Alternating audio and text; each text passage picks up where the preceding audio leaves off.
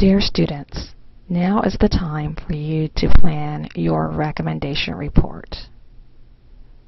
Your recommendation report is a research paper in which you're going to recommend to a company a way to solve a problem that truly exists within that company. In your book, there are 6 topics from which to choose as far as an area for your recommendation report. Or if you can think of a topic that is not covered, you can definitely contact me and we can discuss some areas that you can explore for your recommendation report. Just remember that the problem has to be real, the company has to be real, because again, this is a research-based report. There are various steps that you should follow when you write a report, and it doesn't matter whether the report is a recommendation report or another type of report. These are just basic steps that you want to follow. And the first is to define the problem. And of course, for you, for this recommendation report, is the problem that you're trying to solve. Second is to gather the necessary data and information. So once you have the topic and the company and the problem, now you want to make sure that you gather information about that company, why this particular problem exists, and why or how your recommendation is going to solve the problem. Within the gathering of information, you're going to interpret the data, and you're going to determine which information is reliable, which information is going to be effective in supporting your data. And then you're going to organize the information, and pretty much this is going to be easy because I have already outlined for you the way in which the report should be organized and the information that you need to include in the report. And then you're going to write the report. So once you gather the information, you know what the problem is, you gather the information, you interpret the data, and you know the order in which you're going to place information. Now it's time to get down to the nitty-gritty of writing the report.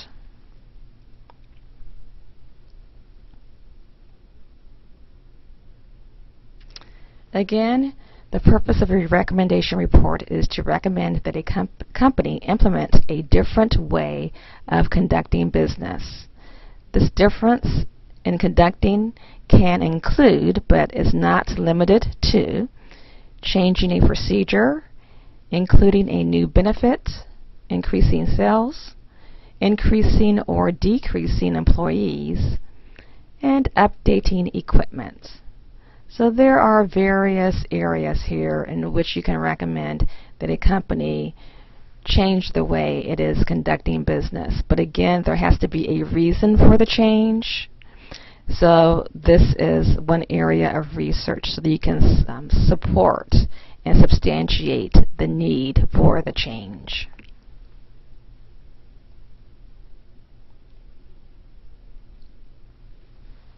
Recommendation reports provide information and analysis to support a recommendation.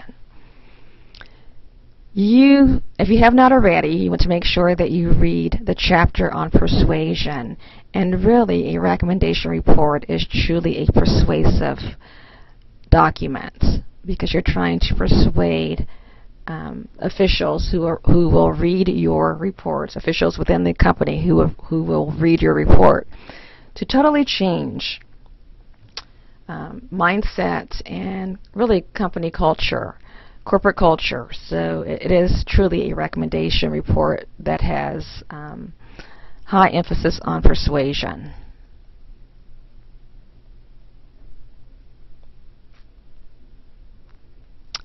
Alright, so the problem. The problem must be, as I already mentioned, it has to be real because you're going to research it. It has to be important enough to be worth solving. If it's something minor, well, chances are officials within the organization isn't going to find it necessary to change things, so it has to be worth solving, or you have to persuade your audience to see the worth in solving the problem. Has to be narrow but challenging as well.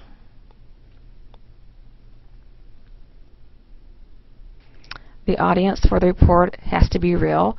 So when you conduct research, you want to find the person who would actually be in charge, who would read your report and implement the report. Now, you're not sending this report to the organization necessarily. That's not a requirement for the assignment. But you do want to make sure that you find the person within the organization that would, realistically read the report. And you want to make sure that you address the letter of transmittal to that person. Again, that person has to be able to implement the recommendation. Okay, so the audience has to be real and has to be in a position to implement the recommendation.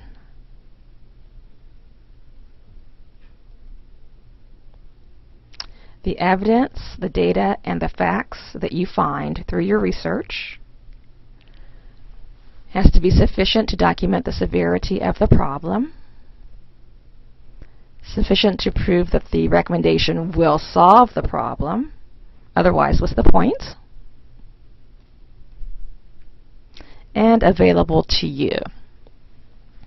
Remember that there are restrictions on the data that you can use. So definitely you want to make sure that you take a look at the electronic databases that you have available to you as a student at HAC. You want to make sure that you use those sources, and actually in another podcast I will go over your library research. But just keep in mind that you do want to make sure that you use scholarly, reliable sources. You are not going to use Wikipedia, so get that out of your mind right now because that is not a reliable source. So you want to make sure that you do not use Wikipedia, but instead you want to use the journals that are available to you through the databases in the HAC library. Of course, you can use books. Please use books. Please actually go to a library and pick up a book and read it and find information. So anyway, we'll get into more details about your research in another podcast. You have to be able to understand the data that you receive, that you gather. So you want to make sure, again, that you use really good sources.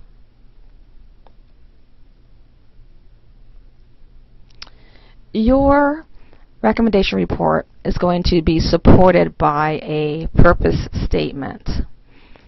Purpose statement, problem statement, and it is going to be the first paragraph of your report. And actually, even though it's going to be a paragraph, it's going to support the entire recommendation report. So within that paragraph, that section of the report, you're going to make sure that you explain the organizational problem or conflict, the questions, the ways in which you're going to answer that will solve the problem,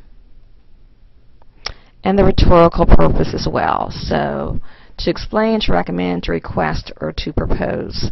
And really, for you, it's quite simple. So your rhetorical purpose is to recommend.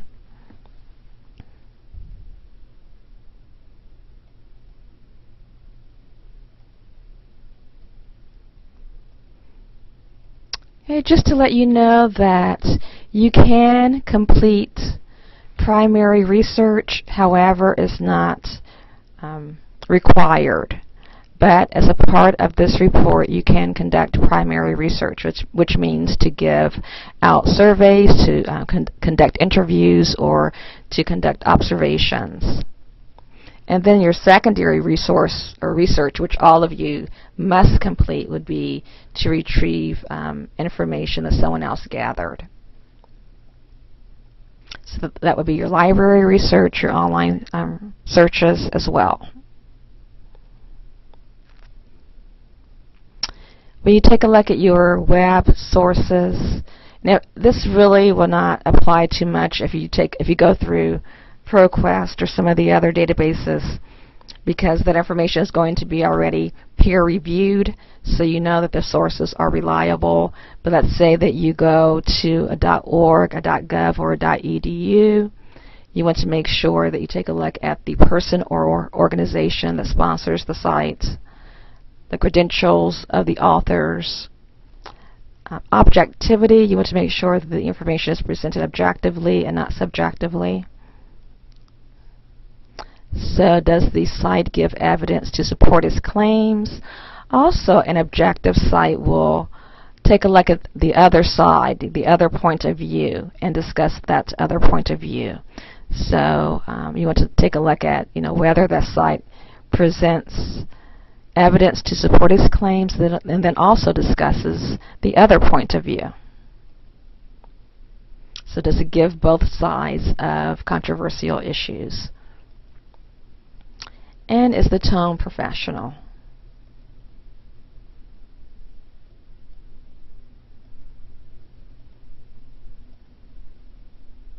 How complete is the information? What is it based on? Is it based on other sources? Are those sources that it's based on reliable? So in many ways you have to go through various levels of authorization to make sure that it is indeed reliable. The revision date, when was it last updated? Has it been years? Have things changed during the past couple of years that would change the outcome of the information? Okay, and for your surveys, your primary research, again, not mandatory, but just in case you want to conduct primary research, there are a few things that you want to think about. So for your surveys, a survey questions large groups of people called respondents or subjects. And a questionnaire is a written list of questions that people will fill out. Closed questions have a limited number of possible responses. So for a questionnaire, you do want to make sure that you use closed questions with maybe one question or one area in which respondents can elaborate. But closed questions are important for a questionnaire because, first of all, you're taking the respondent's time. And if it's, a questionnaire is long and looks, it's going to take some time, chances are the respondent will not take the time to answer the questionnaire. So the more simple it is to complete, the more likely you are to get respondents. Open questions do not lock the subject into any sort of response, so you open the door. Your letter of inquiry, for some of you I indicated that you want to make sure that you rephrase a question so that it is an open question. And remember that when you use who, what, why, where, when, and how, that's going to lead you to an open question. And open questions are very effective really for interviews, more so than anything else, any other type of primary research. The mirror questions and then the probe questions as well really work better for interviews. When it comes to your survey, there are 3 types of survey samples. And if, let's say, that you're going to write a recommendation report that has to do with the company that you currently are an employee, you then would probably want to conduct a convenience sample because your co-workers would be a set of subjects who are easy to get to, who would also fall into the category of judgment sample because their point of view would be useful because they would know, they would be able to judge what's going on within the company, and they would know the details as well. And then you have a random sample, which you just kind of go and randomly select people. And I probably would recommend that you don't do that. It's probably more beneficial for you to conduct a convenience sample or a judgment sample. And your sample group can be around 15. It doesn't have to be huge. So 15 respondents is totally fine. Okay, so a bit of information for you to absorb when it comes to things to think about for your recommendation report. I know it's a lot to think about, and you don't have too much time to put it together. Well, you do have 4 weeks, so that is enough time for sure. But you want to make sure that you plan your time effectively because this is your biggest project of the semester. So you want to make sure that you do quite well on this assignment. So make sure that you take a look at the topics in your book. Really think, analyze, and think about what you want your recommendation report to focus on. That's going to help you define the problem. Once you've done that, you're going to gather the necessary data and information. You're going to interpret that data, the results that you have found. You're going to organize the report, again, following the outline that I have given you. And the fun part will be writing the report. So truly have fun putting this together. I'm considering ways in which you can recommend that a company solve a problem.